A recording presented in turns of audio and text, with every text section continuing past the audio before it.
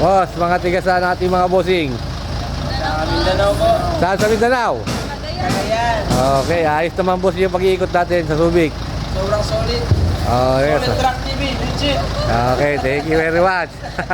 Subic lang, number 1. Yun. Thank you boss. Sa. Ate ko ngayon na Geraldine Rivera, birthday na ngayon. Happy birthday. Okay. Ikaw, shoutout ka. Pag may Subic Track TV kayo pumunta, tsak, maganda yung unit na makukuha. Yun. Approve. Thank you. So ayan mga boss, meron tayong iginayad ngayon, tiga Cagayan de Oro sa Mindanao. At naghahanap po sila ng forward wing van na mechanical inline na hindi electronic. Ito po, unang pinakita ko po sa kanila, 6HH1 engine, 20 feet. And then, as is condition po, at ready to pull out na po yung unit. Itong unit po nito is super sariwa na aming titignan.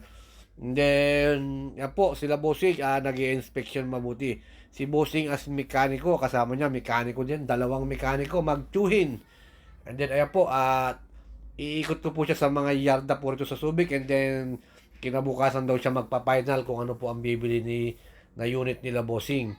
And then, ngayong araw maghapon is magtitingin-tingin kami kung sinong pinaka-pasok sa budget or pasok sa banga.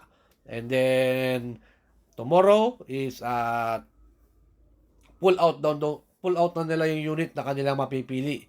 Ayan po, napakaganda po ng makina tong unit na to. 6HH1 mechanical inline engine. Ayan po, kita nyo naman, mekaniko po, parehos mekaniko. Ang kasama natin ngayon, mga tiga Cagayan de Oro. Kita nyo naman, talaga naman na silip ng silip, kung saan sumisilip, sa chassis, sa makina, sa tube, reserve water, and then kung alin-alin pa po. Ayan po, samahan po ninyo ako. At kami po ay mag-iikot sa mga tindahan po ng truck dito sa Subic. At i-guide ko po sila.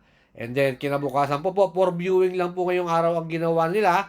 Tomorrow po, yun na po, mamimili na ng unit. Talaga naman na ang tagal namin na talagang tignan tong unit ito dahil nga sobrang ganda ng unit. Talagang as is lang, pwede nang labanan. Talagang ang sariwang-sariwa ang pangilalim. At saka, kita nyo naman sa tindig pala ng truck, ang pogi ng unit. Ayan po, at tatlo po sila. And then, itong pangalawang pinuntahan po namin, ayun, no? 6HH1 din ang makina. At mechanical inline din po siya, hindi rin siya electronic. Ayan, talaga naman na talagang mabusisi. Mag-inspection sila bossing, talagang lahat ini-inspection. Ayan, no? Tubig, langis, pati yung reserve water, talagang lahat tinitignan. Ito po, stainless bisagra po itong unit na ito na 6HH1. Ayan, no? Ang laki po ng secondary chassis po itong unit po na ito. As is condition po itong unit. Talagang hindi pa nare-recon. At saka lang i-recon dyan pag nagkasundo na. At kursunada na nila bossing. Ayan, no? Talaga naman na okay na, alright pa ang mga unit na pinakita ko kanila bossing. Eh, wala talagang talagang sa kinabukasan pa talaga sila di-decide kung ano ba ang mapipili nila sa lahat ng ipapakita ko po sa kanila. Kita nyo, ito naman po, pangatlong yarda na pinuntahan namin. Ayan po, 6HH1 inline din po. Ang isa pang pinakita, 20 feet din po ito. Ito po, wide 3 wiper po ito. Ayan, talaga naman na as is condition din po itong unit. Ayan, kita nyo yung makina, oh. Ayan, oh. 6HH1 din po yan. Laki po ng kanyang laki po ng injection pump nitong unit po na ito. At hindi katulad yung mga naunang natingnan namin, hindi ganito kalaki ang injection pump. Ito po, laki. Talaga naman na panglaban sa sa mga malalakas na biyahe. Ayan po, tingnan nyo naman. Iniikot-ikot natin yung mga bossing talagang para po makapili po sila ng unit. At hindi tayo nag-i-stick sa isang company lang para naman sabihin nila na meron tayong kinikilingan or meron tayong paboritong company. Kaya pinapakita ko sa kanila bawat mga company na merong available na unit na hinahanap nila. Ito naman po isa. Ayan, at hindi na namin pinaandar. Gawa ng sagtingin pa lang nila, hindi na nila kursunada. Kaya hindi na namin pinaandar tong unit nito. 6HH1 din po ang makina nito. Pagkatingin pa lang niya sa pangilalim tsaka sa body, ayaw niya na. At siyempre, kung ayaw ni Bossing, talagang siyang masusunod dito dahil siya mekaniko, sina Bossing. Yung ibang mga company, talaga hindi ko na siya na-videoan. Buong Subic ang inikot namin, talaga hindi ko na na-videoan gawa ng minsan nakakapagod din. Siyempre, tutulungan mo sila Bossing sa mga unit. And then ito naman po, pinuntahan po namin pang-apat na company. 6HH1 din po yan. Ayan. Kita nyo naman, ayan as is condition din po yan. And then, papalitan po ng wing band body to. Sira po kasi yung body niya. Papalitan ng wing band body at pamimili na lang daw sila kung anong gusto nilang wing band body. Ayan, kita nyo naman. And then, ito pa. Pinuntahan pa rin namin to. Ito naman to. Iba naman to. Hindi naman to 6HH1. Natignan din na nila to. At nagustuhan niya kasi ang laki ng gulong. Ayan, yung rim niya pang 10-wheeler. Low profile yung gulong. Pero pag napudpud na yung gulong, pwedeng gawin na pang 10-wheeler yung gulong. 8-stud po na ito na 6HK1.